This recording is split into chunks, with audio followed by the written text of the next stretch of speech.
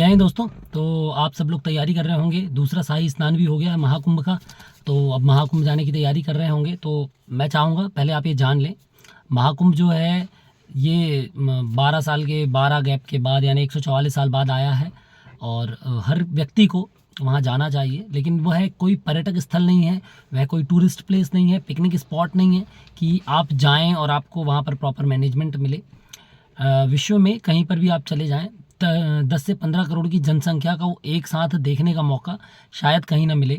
और वो भी इतना डाइवर्स है कि वहाँ पर आपको बड़े बड़े से लेके बहुत छोटे छोटे लोग भी मिलेंगे, बहुत अव्यवस्थित लोगों से बहुत ज़्यादा व्यवस्थित लोग भी मिलेंगे। तो महाकुंभ यदि आपको जाना है, सबसे पहले मानसिक रूप से तैयार हो जाएं कि आप एक तपस्या में, एक महायज्ञ में शामिल होने जा रहे हैं, उसका साक्षी बनने जा रहे हैं। तो इसमें ज़्यादा हौच पौच होकर, ज़्यादा प्रेस्टिजियस होकर ना जाएं, बिल्कुल ग्राउंडेड होकर जाएं, क्योंकि वह धर्म का यज्ञ है ना। वह एक संस्कृति का महायज्ञ है। उस यज्ञ का आप साक्षी बनने जा रहे हैं, कोई पिकनिक स्पॉट पे नहीं जा रहे हैं आपकी यार एवरीथिंग विल बी मैनेज्ड। हमारे घर में यदि 4 लोग रहते हैं और 5वां कोई व्यक्ति अचानक से आ जाए तो हमारे लिए व्यवस्थाएं थोड़ा सा मैनेज करना कठिन हो जाता है एक व्यक्ति के लिए। और यदि बताकर 5 लोग आ रहे हैं तो भी हमको पहले से प्लानिंग उसके आने की और उसके बाद जाने के बाद की प्लानिंग भी करनी पड़ती है। तो वहाँ पर एक काउंटिंग है, एस्टीमेट कि लगभग इतने लोग आएंगे, गारंटेड नहीं कि इतने ही लोग आएंगे, ज़्यादा आ सकते कम आ सकते। तो गवर्नमेंट कोशिश कर रही है और कोशिश करना चाहिए, नो डाउट। आई एम मतलब मैं किसी का साइड नहीं ले रहा हूँ कि गवर्नमेंट सही है या वहाँ का एडमिनिस्ट्रेशन सही है, पुलिस प्रशासन, बिल्कुल सब चीज़ें ऊपर नीचे हैं, उनको मैनेज किया जा सकता है, कर रहे हैं, करेंगे। हमारा दायित्व ये है कि हम सहयोग करें, है ना। सबसे पहली चीज़, जैसे जो भगदड़ वाली घटनाएं घटी, इसके लिए हम लोग भी जिम्मेदार हैं। इतना क्यों भगदड़ मचाना है भाई। आप उस जगह पर यदि आप पहुंच गए हैं तो ही आपको पुण्य मिल गया है। बहुत सारे लोग हैं जो प्लानिंग कर रहे हैं 15 दिनों से, लेकिन घर से निकल नहीं पा रहे हैं।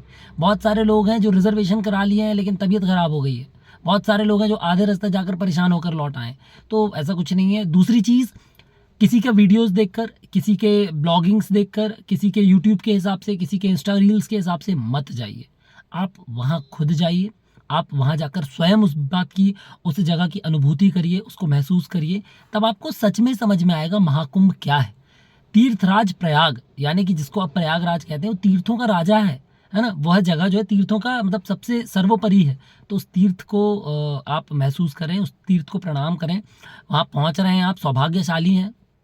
अगला जन्म आपका कीट पतंगे का हो रहा है, जानवर का हो रहा है, किस रूप में हो रहा है, नहीं हो रहा है, यदि आप पुनर्जन्म को मानते हैं तो। और नहीं मानते हैं तो देखिए, एक ही जन्म मिला है मानव का, इसका सदुपयोग करें, अच्छे सकारात्मक होकर जाएं, सकारात्मक होकर लौटें।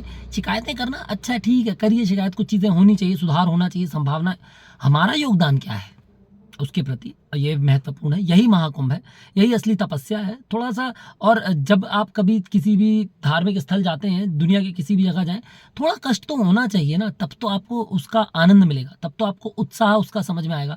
अब आजकल का ज़माना है, घर से बाहर निकले, गाड़ी में चाबी फंसाई, ऑफिस पहुंचे, चाबी निकाली, कुर्सी में बैठ गए, तो आपके अंदर वो पोटेंशियल, वो स्टेमिना नहीं है। पैदल कितना चलना पड़ेगा, लोगों को डाउट। अरे भाई, आप मान के चलिए आपको 10 किलोमीटर चलनी पड़ेगी मिनिमम, है ना। अभी ज़्यादा चलना पड़ रहा है तो आपको पता होना चाहिए कि जब अभी ज़्यादा चलना पड़ रहा है तो मत जाइए, है ना, यदि आप चलने की क्षमता नहीं है। और यदि आप किसी जगह पे जा रहे हैं, उस जगह का उत्साह आपके अंदर इतना है, तो कितना चलना पड़ेगा फ़र्क ही नहीं पड़ता ना, है कि नहीं। कहाँ फ़र्क पड़ता है। यदि आप आपका मनपसंद खाना बन रहा हो तो आप 1 घंटा वेट कर लेते हैं, और नॉर्मल रूटीन में रोटी सब्जी खाना हो तो 8 बजे की जगह 8:15 बजे आप कहने लगता है अरे जल्दी बनाओ जल्दी बनाओ। तो ये बेसिक सा फंडा है कि हम इस बात पे फोकस करें कि हम जिस जगह पे जा रहे हैं, जिस महायज्ञ में हम साक्षी बनने जा रहे हैं, जिसको हम देखने जा रहे हैं, अनुभूति करने जा रहे हैं, उसका सम्मान करें। और गंगा माता की महिमा है ना। मतलब उनको धरती तो धारण ही नहीं कर सकती थी, शिव जी को बीच में आना पड़ा, है ना। तो आप इस बात को समझें कि आप साक्षी हैं यदि, और वहाँ उस महाकुंभ में बड़े बड़े साधु संतों ने स्नान किया है, डुबकी लगाई है, तो जो उनका सत्व है, जो उनका सकारात्मकता है, वो उस गंगा जल में है। उसको जाकर धारण कीजिए और थोड़ा मन पवित्र करके आइए। ऐसा थोड़ी है कि गए वहाँ फिर लौट कर आकर वही गाली गलौच, वही मानसिकता, वही द्व्यर्थी दुनिया, दोगलापन, फिर आपका महाकुंभ जाना बेकार है ना। यदि आपने गुलाब जामुन खाया और मुंह में मीठे का स्वाद नहीं आया तो वो गुलाब जामुन बेकार था। ऐसे ही यदि आप महाकुंभ जा रहे हैं, महाकुंभ के बारे में सोच रहे हैं, जाना चाह रहे हैं, तो पहले अपने आप को सकारात्मक करें, गंगा माता की महिमा समझें, प्रयागराज का महत्व समझें और फिर उस धरती पर जाएं, वहाँ की रज प्राप्त करें और आएँ, लौट कर आएँ, लोगों को प्रेरित करें कि जाओ। हाँ, थोड़ा कष्ट होगा, नो डाउट, तो बिना कष्ट की तपस्या कहाँ और बिना तपस्या के फल कहाँ। हाँ, अब आप ये कहें कि हम साधु नहीं हैं, हम तो फिर आप साधु नहीं हैं, सन्यासी नहीं हैं, कष्ट नहीं झेल सकते हैं, तो फिर पर्यटक की तरह जा रहे हैं तो करिए शिकायत, और बिल्कुल करिए, हैशटैग करिए, ट्विटर पे करिए, एक्स पे करिए, पत्र लिखिए, शासन को अवगत कराइए क्या बेसिक समस्याएं हैं, क्या सुझाव होने चाहिए, क्या सुधार होना चाहिए, प्रशासन क्या कर सकता है, आम जनमानस क्या कर सकता है ना। ऐसी चीज़ें लिखिए, फिर आप, अच्छी बात है, फिर अपना योगदान दीजिए, सिर्फ परेशान नहीं। और सबसे महत्वपूर्ण, यदि आप परिवार सहित जा रहे हैं, गृहस्थ लोग जा रहे हैं, बच्चे जा रहे हैं, सब एक एक आई कार्ड बना लें जिसमें जो भी आपके जितने लोग जा रहे हैं उन सबका नंबर हो, और एक आध किसी जो घर में हो ऐसे किसी व्यक्ति का नंबर हो, है ना, उसमें आपका एड्रेस हो कि आप कहाँ से आए हैं। तो ये सब चीज़ें लिख कर एक छोटा सा आई कार्ड टाइप का गले में टांग लीजिए, जितने भी लोग जा रहे हैं, बच्चों से लेकर बुजुर्ग तक। और पैनिक मत होइए, थोड़ा सा घबरा गए हैं तो 1902 करके खोया पाया केंद्र है, आप उनको फ़ोन कर सकते हैं, किसी से बोल सकते हैं हम यहाँ से आए। तो ये बेसिक सी तैयारी करके जाएँ, आराम से जाएँ, अच्छी व्यवस्था है। यदि आप अब जाएंगे 5 तारीख के बाद, अभी तो शासन ने 5 तारीख तक गाड़ियां बंद की हैं, दिल्ली की बॉर्डर पर गाड़ियां खड़ी करवा रहे हैं। 5 तारीख के बाद यदि आप महाकुंभ का प्लान कर रहे हैं, प्रयास करें रात में 9 बजे से सुबह 2 से 3 बजे के बीच में आप प्रयागराज के अंदर आ जाएं। उससे आप जो त्रिवेणी घाट है, जो अरेल घाट है, जो संगम घाट है, उसके नज़दीक तक गाड़ी की पार्किंग कर पाएंगे, ठीक है। और वैसे भी बसंत पंचमी के बाद हमारे जो कुछ ऋषि मुनि हैं वो वापस जाना भी शुरू कर देते हैं, तो हो सकता है भीड़ कम हो जाए।